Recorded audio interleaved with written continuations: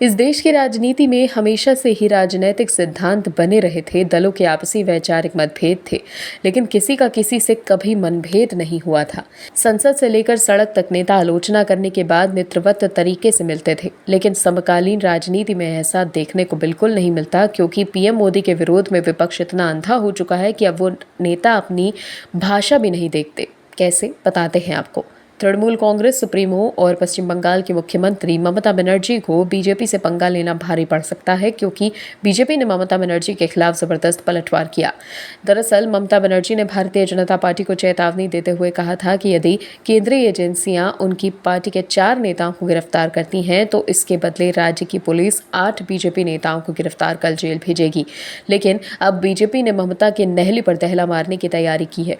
कोलकाता में एक रैली को संबोधित करते हुए ममता बनर्जी ने बीजेपी को खुली चेतावनी देते हुए कहा कि उन्होंने हमारे 4 विधायकों को जेल भेज दिया, ये सोचकर कि वो इस तरह से हमारी संख्या कम कर देंगे। अगर वो मेरे 4 लोगों को भ्रष्टाचार के मामले में जेल भेजेंगे और उन्हें बदनाम करेंगे तो मैं उनके 8 नेताओं को हत्या और अन्य मामलों में जेल भेजूंगी। लेकिन ममता बनर्जी के इस बयान पर अब बीजेपी हमलावर है। ममता बनर्जी के बयान पर बीजेपी ने पलटवार करते हुए कहा कि टीएमसी सुप्रीमो ने विपक्ष को धमकाना शुरू कर दिया है। पश्चिम बंगाल में विपक्ष के नेता शुभेंदु अधिकारी ने कहा कि उस बयान के लिए वो मुख्यमंत्री ममता बनर्जी के खिलाफ एफआईआर दर्ज करवाएंगे। वहीं बीजेपी नेता राहुल सिन्हा ने मीडिया से कहा कि वो जानती हैं कि वो अपनी जमीन खो रही हैं। आने वाले दिनों में उनकी पार्टी के और भी नेता भ्रष्टाचार के आरोप में जेल जाएंगे।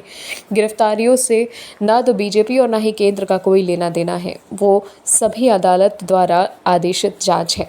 उनकी पुलिस ने भी बीजेपी नेताओं के खिलाफ मामले खंगालने की कोशिश की, लेकिन असफल रही।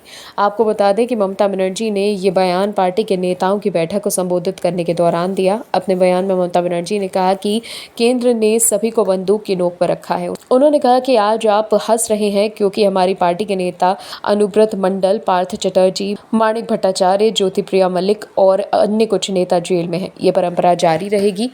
भविष्य में जब आप कुर्सी पर रहेंगे तो कहाँ होंगे? एक कोठरी में।